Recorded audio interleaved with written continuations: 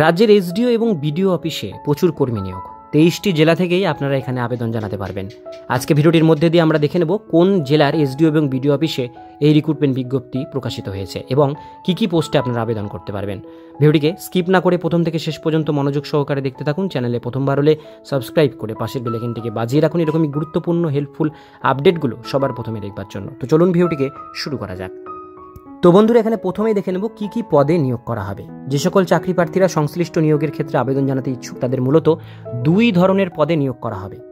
শূন্য পদের সংখ্যাও একাধিক রয়েছে। পদগুলি হলো হিসেব রক্ষক এবং সহকারী হিসেব রক্ষক, অর্থাৎ অ্যাকাউন্টেন্ট এবং অ্যাসিস্ট্যান্ট অ্যাকাউন্টেন্ট, এই দুটো পোস্টে রিক্রুটমেন্ট করা হচ্ছে। নিয়োগের স্থান যে জেলা কর্তৃক বিজ্ঞপ্তি জারি করা হয়েছে তাতে উল্লেখ রয়েছে। এক্ষেত্রে জেলাশাসক অফিস, বিভিন্ন ব্লক অফিস, সাব ডিভিশন অফিসে নিয়োগ করা হবে। এক্ষেত্রে একাধিক শূন্য পদ রয়েছে।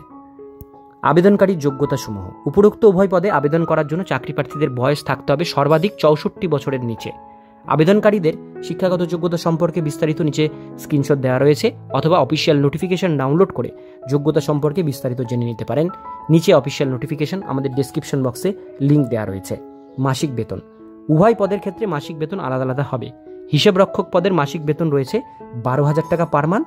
সহকারী হিসেব রক্ষক পদের বেতন রয়েছে 11,000 টাকা পার মান্থ। নিয়োগের ধরন। এক্ষেত্রে বিজ্ঞপ্তি প্রকাশ করা হয়েছে, তাতে উল্লেখ রয়েছে নিয়োগ বিজ্ঞপ্তি সম্পূর্ণ চুক্তিভিত্তিক হিসাবে আপনাদের কিন্তু নিয়োগ করা হবে। এবার আমরা চলে আসবো এখানে আবেদন পদ্ধতি দেখবার জন্য। এখানে যেটা মেনশন করা রয়েছে, যে সকল চাকরি প্রার্থীরা সংশ্লিষ্ট নিয়োগের ক্ষেত্রে আবেদন জানাতে ইচ্ছুক তাদের অফলাইন মাধ্যমে আবেদন করতে হবে। অফলাইন আবেদন করতে প্রথমে অফিসিয়াল নোটিফিকেশন ভিজিট করতে হবে, এরপরে জরুরি সমস্ত তথ্য পূরণ করতে হবে।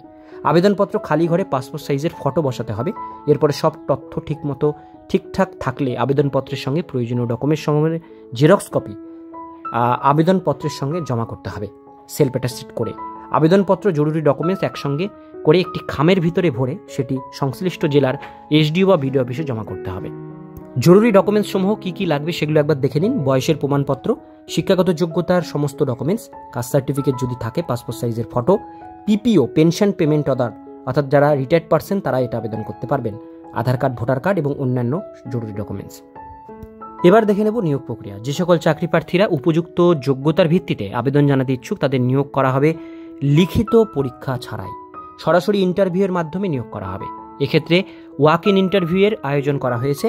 19/2/2025 তারিখে এই ইন্টারভিউ আপনাদের নেওয়া হবে।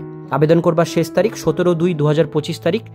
অফিস সময়ে আবেদনপত্র জমা করতে হবে। তবে এক্ষেত্রে শুধু সরাসরি আবেদনপত্র জমা নেওয়া হবে, অনলাইন, পোস্টাল বা কুরিয়ারের মাধ্যমে আবেদনপত্র জমা নেওয়া হবে না, ডাইরেক্ট অফিসে জমা করতে হবে। এবার এখানে নিচে ইন্টারভিউয়ের ডিটেলসগুলো দেখব। এক্ষেত্রে ইন্টারভিউ তারিখ এক হলেও পদ অনুযায়ী সময় আলাদা আলাদা। ইন্টারভিউয়ের তারিখ হলো 19/2/2000 তারিখ, 19/2/2025 তারিখ।